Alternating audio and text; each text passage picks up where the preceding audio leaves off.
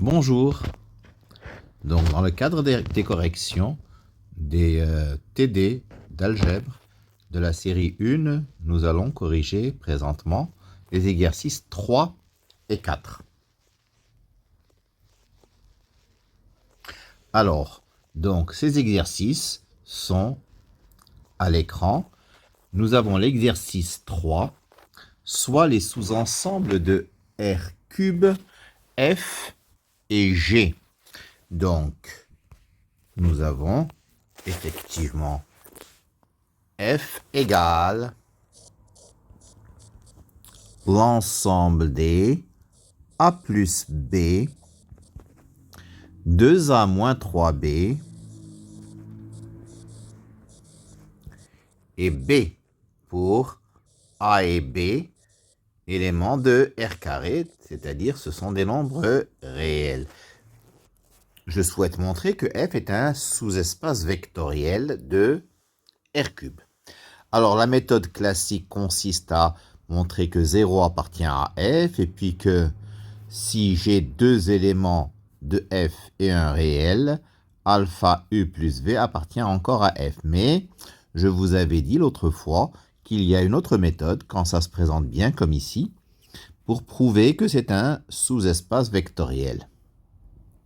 Donc ici, U, un vecteur appartient à F, c'est équivalent à dire que il existe A, B, deux réels, n'est-ce pas, tels que U s'écrivent A plus B de cette manière-là, donc 2A moins 3B et B. C'est-à-dire, U s'écrit A, 2A, 0, je mets les A ensemble, plus B, moins 3B, B. Les A ensemble et les B ensemble, ça veut dire que c'est A facteur de 1, 2, 0, plus B facteur de 1, moins 3, 1. Donc, être dans F, c'est être une combinaison linéaire de ces deux vecteurs que je vais appeler V et W. Donc, je peux affirmer que F, c'est vect de VW. Qu'est-ce que ça signifie que F, c'est vect de VW? Ça veut dire que F est l'espace vectoriel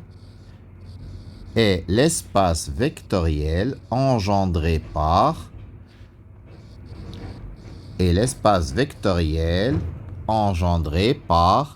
V et W. Voilà. Donc, pour F, nous venons de prouver que c'est un espace vectoriel parce qu'on a trouvé une famille génératrice qui le génère donc. Je vais faire pareil pour G. J'ai oublié de mettre donc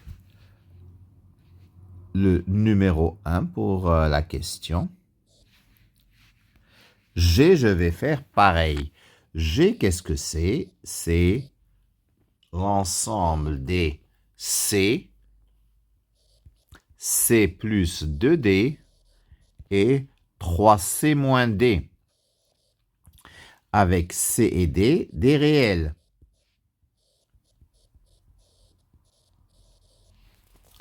Donc, U appartient à G, ça signifie qu'il existe C et D appartenant à R2, tels que U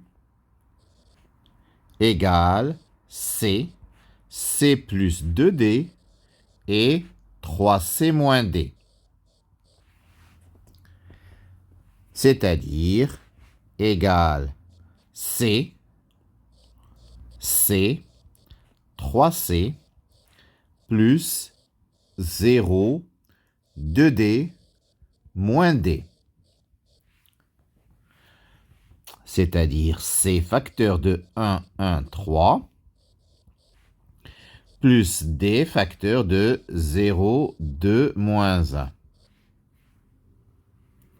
Ça veut dire que G est engendré par ces deux vecteurs que je vais appeler S et T.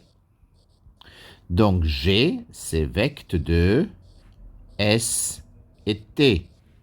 G est l'espace vectoriel engendré par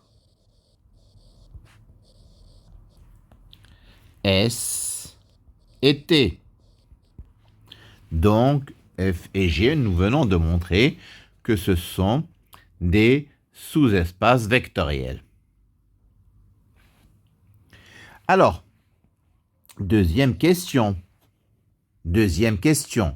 Bon, nous avons exprimé F comme combinaison de deux vecteurs V et W.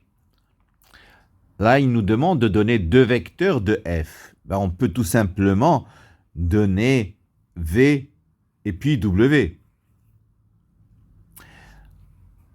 Ou bien décider de donner une valeur à A et une valeur à B et trouver une expression du vecteur U et ensuite une autre valeur à A, une autre valeur à B et trouver une autre expression de U et avoir donc deux vecteurs. Bon, je vais faire comme ça par exemple. J'ai beaucoup de possibilités. Donc si je pose par exemple A égale 1, B égale 1, le vecteur U en question de F, il vaudra 2 moins 1, 1. Voilà un vecteur de F. Si je prends A égale 1, B égale 2, j'aurai U égale 3. Donc 2 moins 6, ça fait moins 4 et 2. Donc voilà, j'obtiens deux vecteurs de F. Pareil, si je veux deux vecteurs de G, je vais prendre C égale 1, D égale 1 par exemple. J'obtiens un vecteur V de G qui sera 1, 3, 2. Et si je donne à C la valeur 1 et à D la valeur 2, j'obtiens V égale 1, 5, 3 moins 2, ça fait 1. 3C moins D, voilà. Très bien, ben voilà, nous avons une expression de deux vecteurs de F et de deux vecteurs de G. La troisième question, on nous demande une équation de F et une équation de G. Alors une équation de F, donc être dans F, U égale X, Y, Z appartient à F, ça veut dire que X égale A plus B, Y égale 2A moins 3B et Z égale B. Comment je vais trouver une équation? Je vais éliminer donc A et B entre ces trois équations. Je vais commencer par éliminer A.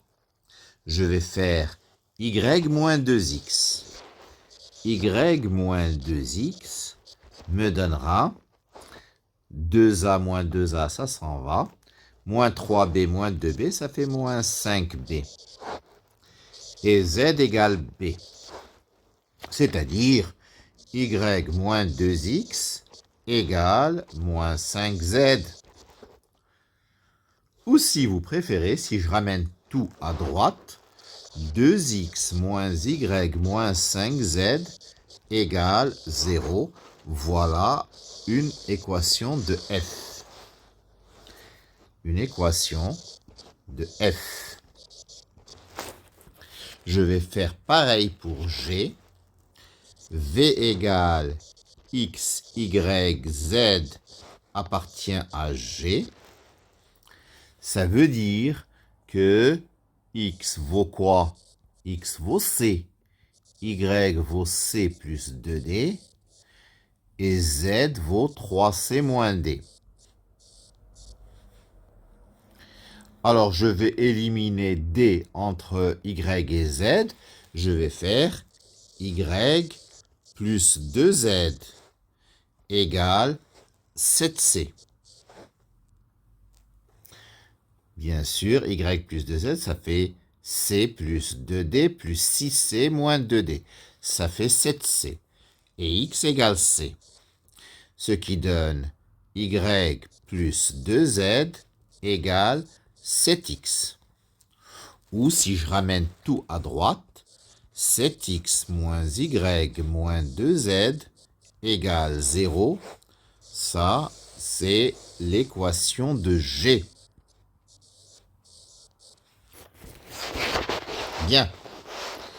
Quatrième question. Quatrième et dernière question de cet exercice 3. F inter G. Donc, x, y, z appartient à l'intersection de f et de g. Ça veut dire qu'il obéit aux deux équations. Ça veut dire que 2x moins y moins 5z égale 0.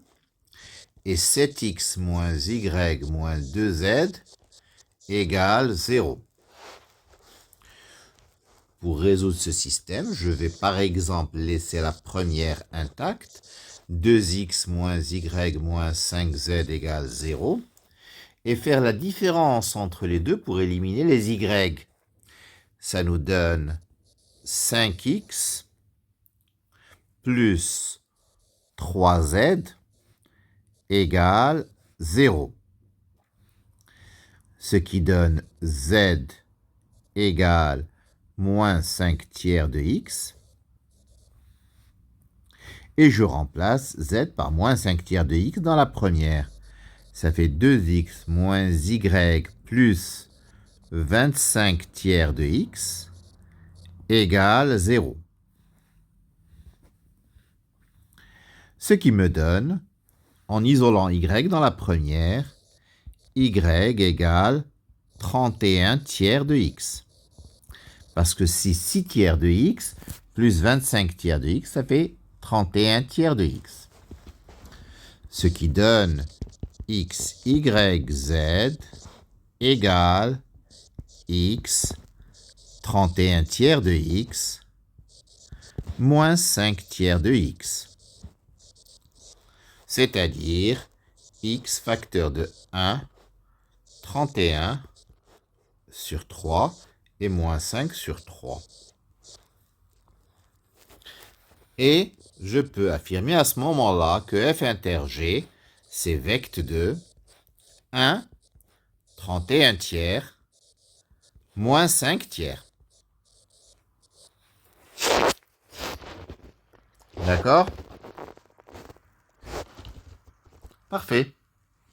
J'ai terminé l'exercice 3. Alors, je vais passer à l'exercice numéro 4.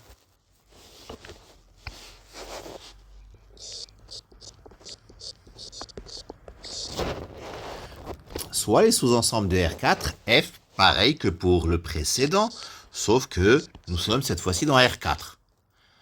F égale l'ensemble des 2A plus 3B plus C, A moins 2B, B plus 3C, A plus C. Avec A, B, C, donc des éléments de R3.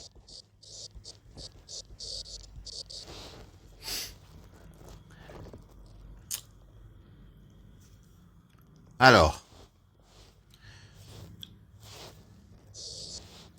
comment vais-je montrer que c'est un sous-espace vectoriel de R4? Je vais faire la même technique que pour l'exercice précédent. Donc, x, y, z, t appartient à f, ou bien tout simplement u appartient à f, ça veut dire que u s'écrit 2a plus 3b plus c, a moins 2b, b plus 3c, et a plus c. C'est-à-dire a, facteur 2, je peux aller un peu plus vite, 2, 1, 0, 1. Je prends tous les termes où il y a a. Plus b, facteur de 3, moins 2, 1, 0. Plus c, facteur de 1, 0, 3, 1. Ainsi, je peux affirmer que f, c'est vecte de 1, 0, 1, 3 moins 2, 1, 0, et 1, 0, 3, 1. C'est-à-dire que f est l'espace engendré par ces trois vecteurs, n'est-ce pas? Le vecteur 2, 1, 0, 1, le vecteur 3, moins 2, 1, 0, et le vecteur 1, 0, 3, 1. Je vais faire pareil pour G. G, on ne nous le présente pas sous forme de vecte. Donc, à ce moment-là, nous allons être contraints de revenir à la méthode classique. G, n'est-ce pas? Pour montrer que c'est un sous-espace vectoriel, on va montrer que 0 appartient à G. C'est quoi 0? 0, c'est 0, 0, 0, 0. Le quadruplé 0, 0, 0, 0. N'est-ce pas? Alors, est-ce que ceci est vrai? Pour le savoir, nous allons remplacer x, y, z et t par 0 et voir si la relation est vérifiée. 2 fois 0 moins 0 moins 0 plus 0 au carré plus 3 fois 0 plus 2 fois 0 plus 0 plus 0 au carré. Et bien tout ça, ça fait bien 0. Ça marche. Donc 0 appartient. N'est-ce pas? Alors, je prends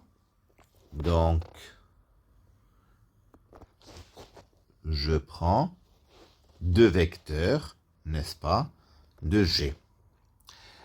Et ils doivent obéir à cette relation. Mais auparavant, je vais faire la remarque suivante. Dire que 2x moins y moins z plus t au carré plus 3x plus 2y plus z plus t au carré égale à 0, ceci revient à dire, comme les deux quantités ce sont des carrés, elles sont positives, ceci revient à dire que à la fois 2x moins y moins z plus t égale 0 et 3x plus 2y plus z plus t égale 0. Bon, cette chose, nous l'avons déjà rencontrée précédemment au travers d'un autre exercice. Alors, donc je vais prendre deux vecteurs u et v. U s'écrira x, y, z, t, n'est-ce pas? Et il vérifie ces deux conditions. Et v aussi, donc il appartient à G. Et v qui vaudrait x', y', z', t', il appartient également à G. Et alpha un réel. Et je vais fabriquer alpha u plus v. Alpha u plus v, c'est alpha x plus x'. Alpha y plus y'. Alpha z plus z'. Alpha t plus t'. D'accord? Et je vais voir si ceci vérifie les critères de G, c'est-à-dire le système de ces deux équations-là. Pour le savoir, je vais faire 2 facteurs de alpha x plus x prime moins alpha y plus y prime moins alpha z plus z prime plus alpha t plus t prime et je suis censé trouver 0. Alors ceci vaut alpha, je mets alpha en facteur dans les termes où il y a alpha. Alpha facteur de 2x moins y moins z plus t plus 2x prime moins y prime, n'est-ce pas, moins z prime moins plus t prime. Or, ceci vaut 0 parce que U, il appartient à G. Et ceci vaut 0 parce que donc V aussi appartient à G, donc ceci vaut 0. Ça, c'était la première relation du système. La deuxième relation, c'est celle-là. Je vais voir si 3 facteurs de alpha x plus x prime plus 2 facteurs de alpha y plus y prime plus alpha z plus z prime plus alpha t plus t prime vaut 0. Alors, ceci est égal à alpha, facteur de 3x plus 2y plus z plus t, plus 3x prime plus 2y prime plus z prime plus t prime. Ceci vaut donc 0 parce que U, il appartient à G. Et ceci vaut 0 parce que V appartient à G, donc l'ensemble vaut bien 0. Très bien, nous venons de montrer que F et G sont des sous-espaces vectoriels de R4. Alors, maintenant, nous voulons une base et la dimension de F et de G. Pour F, c'est déjà tout trouvé. Nous avions que F, c'était vect de 3 vecteurs. Donc, 2, 1, 0, 1. 2, 1, 0, 1.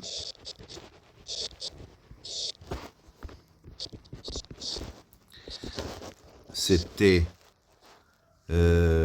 3 moins 2, 1, 0, je crois.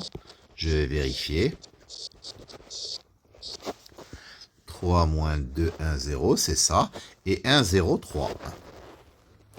Et 1, 0, 3, 1. Donc, nous avons exprimé f comme un vecteur. Ça veut dire que f est engendré par cette famille de 3 vecteurs qui est automatiquement libre. Le fait qu'elle soit engendrée par ces vecteurs, ça veut dire qu'elle est génératrice, n'est-ce pas? Elle est automatiquement libre parce que si je fais A fois le premier, plus B fois le second, plus C fois le troisième, j'obtiens, égal à 0, j'obtiens directement que A plus B égale à 0, 2A moins 3B égale à 0, et B égale à 0, c'est-à-dire plutôt 2A plus 3B plus C égale à 0, A moins 2B égale à 0, pardon, B plus 3C égale à 0, et A plus C égale à 0. J'obtiens directement que les trois coefficients A, B, C sont nuls. Donc, notre famille de 3 vecteurs U, V et W est génératrice et libre. C'est une base de grand F. Et la dimension de grand F est égale à 3. Voilà. Pour G, c'est la méthode habituelle. Nous avons un système pour G. Donc 2x moins y moins z plus t égale à 0. 2x moins y moins z plus t égale à 0. Et 3x plus 2y plus 2y plus z plus t égale à 0. D'accord? Je peux laisser la première tranquille. 2x moins y moins z plus t égale à 0. Et puis, additionner les deux pour éliminer z. Par exemple, j'obtiens y plus 5x plus 2t égale à 0. Ce qui me donne y égale moins 5x moins 2t. Je remplace dans la première y par moins 5x moins 2t. J'obtiens 2x plus 5x plus 2t moins z plus t égale à 0. Ce qui revient à, donc y égale moins 5x moins 2t et 7x moins z plus 3t égale 0. C'est-à-dire y égale moins 5x moins 2t et z égale 7x plus 3t.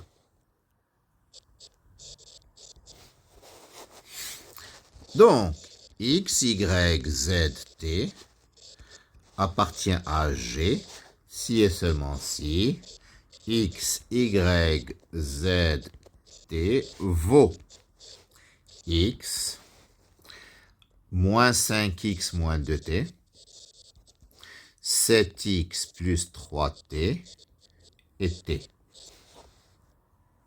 C'est-à-dire x facteur de 1, moins 5, 7, 0, plus t, facteur de 0, moins 2, 3, 1. Donc, f, nous l'avons trouvé tout à l'heure, et g est engendré par ces deux vecteurs. G égale vecte de 1, moins 5, 7, 0, 0, moins 2, 3, 1. Donc, dimension de G égale 2. F était de dimension 3 et G est de dimension 2. Alors, maintenant, la dernière question. F inter G. Donc, x, y, z, t appartient à f inter G. Eh bien, ça veut dire tout simplement que x, y, z, t obéit aux relations à la fois de f et de g. Donc, ça nous donne beaucoup d'équations. Pour g, c'est facile. Pour g, c'est facile. Nous avons déjà les équations qui étaient donc 2x moins y moins z plus t égale à 0.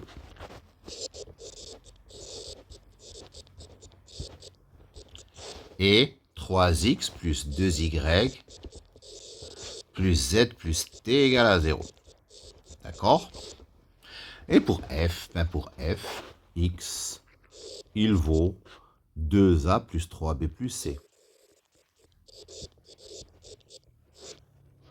Y, il vaut a moins 2b. Z, il vaut b plus 3c. Et t, il vaut a plus c. Bon, nous allons commencer par éliminer les a, les b et les c entre les 4 premières équations. Les deux dernières, je les laisse tranquilles, j'y touche pas. 2x moins y moins z plus t égale à 0. Et 3x plus 2y plus z plus t égale à 0.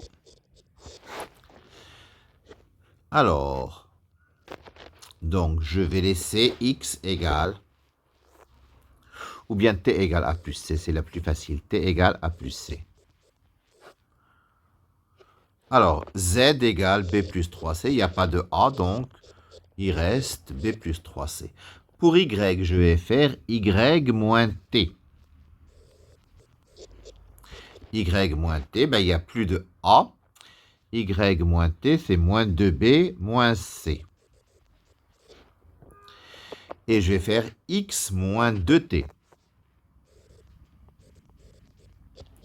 X moins 2t, c'est 3b moins c.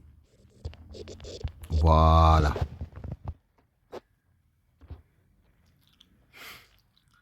Alors, maintenant, dans le z, dans le y moins t, dans le x moins 2t, il n'y a plus de a. Donc, je vais poursuivre mon élimination. Toujours, les deux dernières équations, elles restent intactes. 3x plus 2y plus z plus t égale à 0. La première, t égale a plus c. Bon. Z égale b plus 3c. D'accord. Je vais faire y moins t, je vais lui ajouter 2z pour éliminer le b. Donc y moins t plus 2z. Alors moins 2b plus 2b, ça s'en va. Moins c plus 6c, ça fait égal 5c. Et là, je vais faire x moins 2t moins 3z. X moins 2t moins 3z. Alors, 3b moins 3b, ça s'en va. Moins c moins 9c, ça fait moins 10c. Et maintenant, il ne me reste plus qu'à faire ceci plus 2 fois cela pour avoir 0. Donc, le système que j'obtiens pour f inter g, alors c'est 3x plus 2y plus z plus t égale à 0. 2x moins y moins z plus t égale à 0. Et x moins 2t moins 3z plus 2 fois y moins t plus 2z égale à 0. Alors j'ai presque fini. J'ai 2x moins y moins z plus t égale à 0, toujours. 3x plus 2y plus z plus t égale à 0 pour la dernière. Et pour la première, x plus 2y, x plus 2y, les z, j'ai plus z parce que j'ai 4z moins 3z, j'ai plus z, et puis moins 4t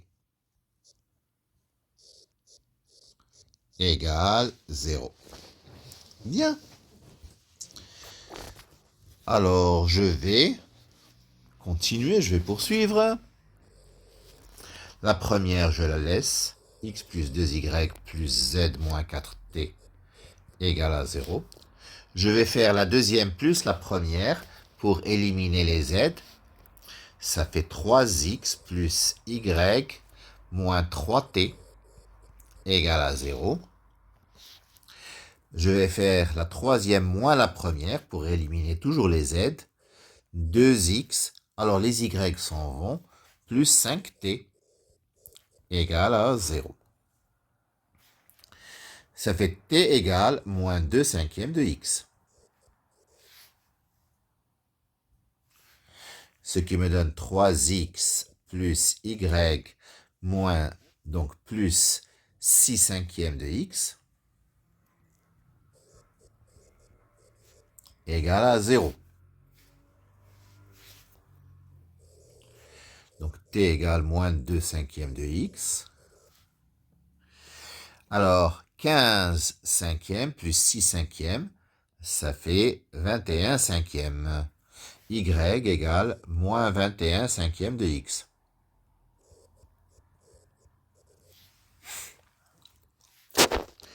Donc, dans la première, x moins 42 cinquièmes, parce que c'est 2y, plus z plus 8 cinquièmes de x égale 0. Donc, t égale moins 2 cinquièmes de x. Y égale moins 21 cinquièmes de x. Alors, moins 42 cinquièmes plus 8 cinquièmes, ça fait moins 34 cinquièmes. Ça fait moins 34 cinquièmes. Or, celui-là, c'est 5 cinquièmes. 5 cinquièmes moins 34 cinquièmes, ça fait moins 29 cinquièmes de x plus z égale à 0. Donc, z égale 29 cinquièmes de x. Et nous avons terminé. Nous avons trouvé que f inter g, c'est égal à, bon, x, plutôt, je ne vais pas aller trop vite. Je vais écrire que x, y, z, t, c'est x, moins 21 cinquièmes de x, 29 cinquièmes de x, et moins 2 cinquièmes de x. C'est-à-dire que c'est x, facteur de 1, moins 21 cinquièmes, 29 cinquièmes, et moins 2 cinquièmes. C'est vecte de f inter g, c'est vecte de 1, moins 21 cinquièmes, 29 cinquièmes, et moins 2 cinquièmes. Et voilà, je vous remercie.